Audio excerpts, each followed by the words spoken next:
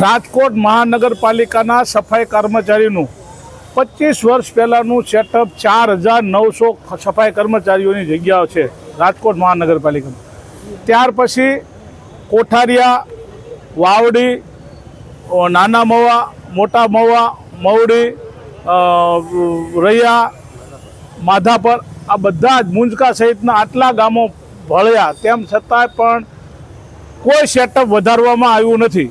એનો અર્થ એમ છે હાલ જો સેટઅપ પ્રમાણે ગણતરી કરવામાં આવે તો 10 થી 10.5 લોકોની સફાઈ કર્મચારીની ભરતી કરવી જોઈએ, તો જ રાજકોટના લોકોના સ્વાસ્થ્ય સાથે છેડા ન થાય।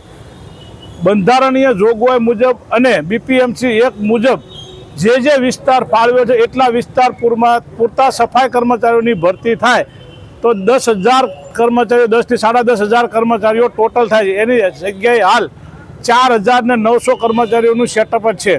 એમાંથી પણ 2148 કર્મચારીઓ જે છે, મુદ્દાઓ શું છે?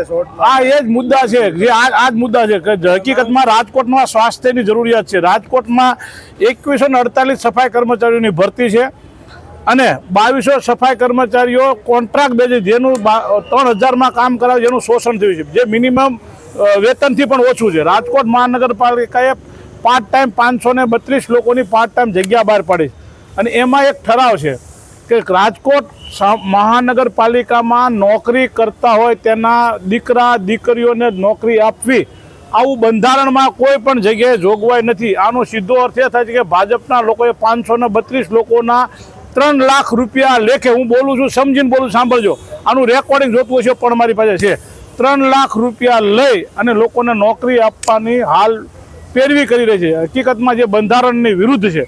એના માટે અમારે રાજકોટ મહાનગરપાલિકાના કમિશનરને આવેદનપત્ર આપી એ જાણ કરવાની છે કે ભ્રષ્ટાચાર ન થાય અને નવું સેટઅપ ઊભું કરી અને બાકીની ભરતી છે પણ પૂરી 6,000 વધારાની ભરતી કરાવો એની માંગણી।